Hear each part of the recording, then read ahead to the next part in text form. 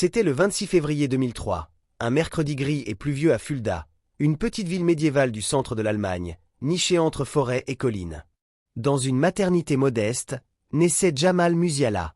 Sa mère, Carolina, une étudiante polonaise en sociologie à l'université de Birmingham, et son père, Daniel, un footballeur nigérian-britannique semi-professionnel qui avait joué dans les divisions inférieures anglaises, formaient un couple jeune, ambitieux et profondément amoureux.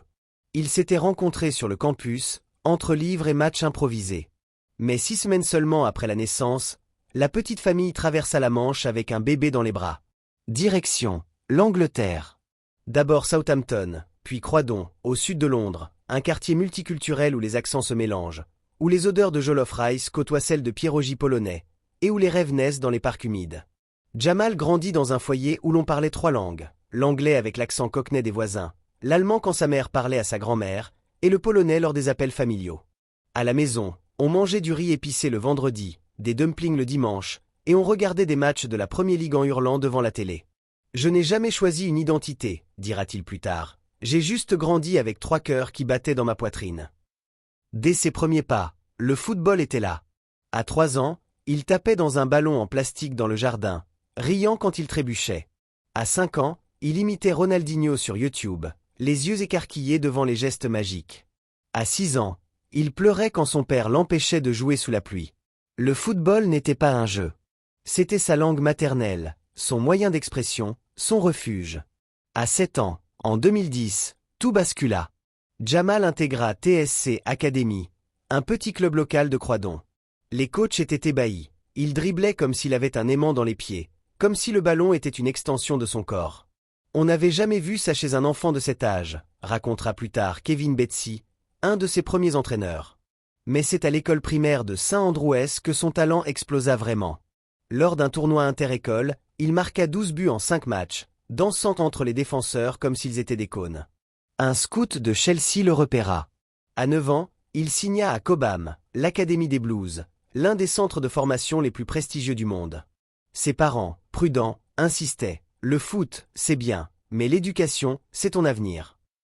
Jamal jonglait entre les entraînements intensifs 60 km aller-retour en train avec son père et les devoirs jusqu'à 23 heures. À l'école, il était brillant. Whitgift School, une des meilleures écoles privées de Londres, l'accueillit grâce à une bourse académique. Il obtenait des A* en maths, sciences, anglais. Il dormait dans le train, révisait dans les vestiaires, mais jamais il ne se plaignait. Sa motivation ? Un mélange de rêve d'enfant et de pression familiale. Son père lui montrait des vidéos de Ronaldinho, Zidane, Messi. Sa mère lui lisait des histoires de l'ère Wałęsa, de résilience face à l'adversité.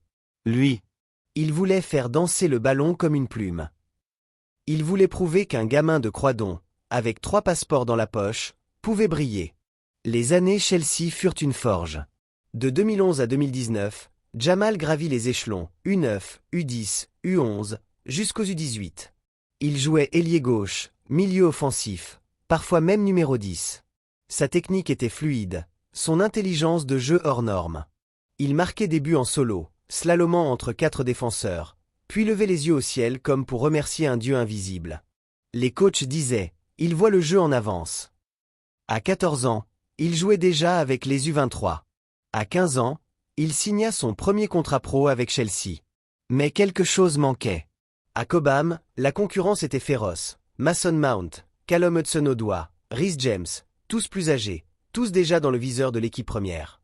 Jamal voulait du temps de jeu. Il voulait briller, pas attendre. En 2019, à 16 ans, il prit une décision qui choqua le football anglais. Il quitta Chelsea. Pas pour un autre club de Premier League. Non. Pour le Bayern Munich. Le géant bavarois, champion d'Europe en titre, l'avait repéré lors d'un tournoi U17. Hansi Flick, l'entraîneur, avait vu en lui le futur du football allemand. Le Bayern offrait un projet clair, intégration progressive, temps de jeu garanti, et un salaire de 100 000 € par an pour un gamin de 16 ans. Ses parents, après des nuits de discussion, acceptèrent. C'était un saut dans l'inconnu, dira sa mère. Mais on savait qu'il était prêt. L'arrivée à Munich fut un choc culturel. De Croydon à la Bavière, de l'accent londonien au Grüß bavarois. Jamal s'installa dans un appartement près du centre d'entraînement de Sabenestrasse. Il apprit l'allemand en 3 mois, grâce à des cours intensifs et à des coéquipiers comme Thomas Müller, qui le taquinaient gentiment. À l'école, il termina son abitur à distance, avec mention. Sur le terrain, il intégra les U19 du Bayern. Et là, il explosa. En 2019 à 2020, il marqua 11 buts et donna 14 passes décisives en 24 matchs avec les U19. Les coachs disaient, il joue comme s'il avait 25 ans. Le 20 juin 2020, à 17 ans et 115 jours, il fit ses débuts en Bundesliga contre Fribourg. Entré en jeu à la 88e minute. Rien de spectaculaire, mais symbolique. Il devenait le plus jeune joueur de l'histoire du Bayern à débuter en championnat. 3 jours plus tard, contre Wolfsburg, il marqua son premier but.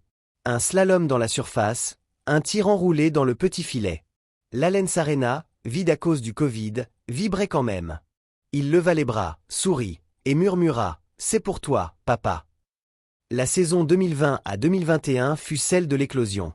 Sous Hansi Flick, Jamal devint titulaire. Il joua 37 matchs toutes compétitions confondues, marqua 7 buts, donna 3 passes décisives. Il remporta la Bundesliga, la Coupe d'Allemagne, la Supercoupe d'Europe et la Coupe du monde des clubs. À 17 ans, il était champion du monde. En février 2021, il marqua son premier but en Ligue des Champions contre la Lazio. En avril, il devint le plus jeune joueur à marquer en quart de finale de C1, contre le PSG. Les comparaisons fusaient, le nouveau Messi, le successeur de Müller. Mais Jamal restait humble. « Je suis juste un gamin qui aime jouer », disait-il. Internationalement, le choix fut cornélien. Il avait joué pour les U16 et U17 d'Angleterre. Mais en février 2021, il opta pour l'Allemagne. « C'est là que j'ai grandi en tant que footballeur. C'est là que je me sens chez moi. » Ses débuts avec l'ESA ? Le 25 mars 2021, contre l'Islande. Entrée en jeu. But. À 18 ans et 27 jours, il devenait le plus jeune buteur de l'histoire de la Mannschaft. 2021 à 2022 fut plus compliqué. Sous Julian Nagelsmann, Jamal dut s'adapter à un nouveau système. Moins de temps de jeu, plus de pression. Il joua 40 matchs, mais seulement 19 comme titulaire. 8 buts, 5 passes. Il apprit la patience. Il apprit à gérer les critiques. Les gens oublient que j'ai 18 ans, disait-il. Mais il revint plus fort. En 2022 à 2023, il explosa. 16 buts, 14 passes décisives en 47 matchs. Il devint le leader offensif du Bayern. En avril 2023, il marqua un triplé contre Bochum. En mai, il fut élu joueur du mois de Bundesliga pour la 4e fois. À 20 ans, il était déjà une star. Mais le vrai tournant vint en 2023 à 2024. Sous Thomas Tuchel, il joua 48 matchs, marqua 18 buts, donna 10 passes. Il devint le premier joueur de l'histoire du Bayern à être élu joueur de la saison 2 années de suite. En Ligue des Champions, il marqua contre Manchester United, contre le Real Madrid. En demi-finale contre le PSG, il marqua le but décisif. Le Bayern remporta la C1 pour la première fois depuis 2020. Jamal, à 21 ans, était au sommet. Mais la route n'était pas sans embûches. En décembre 2023, il se blessa aux ischio-jambiers.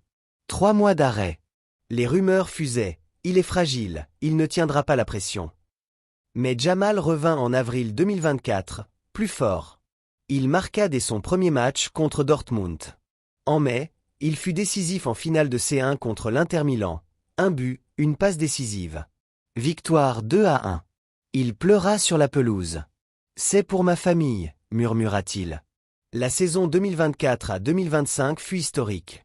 22 buts, 18 passes décisives en 50 matchs. Il devint le premier joueur de moins de 22 ans à dépasser les 20 buts et 15 passes en Bundesliga. En octobre 2025, il marqua un quadruplé contre Leipzig. En novembre, il fut élu Ballon d'Or. À 22 ans. Le plus jeune depuis Messi en 2009. Il dédiqua son trophée à ses parents, à Croydon, à Fulda. « Je suis un gamin de 3 pays qui a rêvé en 3 langues. » Sur le plan international, Jamal devint un pilier. À Munich, il vit dans une maison moderne avec vue sur les Alpes. Il appelle sa mère tous les jours. Il retourne à Croydon chaque été pour jouer avec les gamins du parc. Il parle encore 3 langues. Il porte encore le numéro 42, en hommage à son grand-père. Son style, un mélange de Ronaldinho, Zidane et de lui-même. Dribbles imprévisibles, accélération foudroyante, vision surnaturelle. Il danse avec le ballon. Il fait danser le monde. De Fulda à Croydon, de Chelsea au Bayern, de l'enfant prodige au Ballon d'Or, Jamal Musiala est l'histoire d'un gamin qui n'a jamais oublié d'où il venait. Et qui continue de rêver, en 3 langues, pour le monde entier.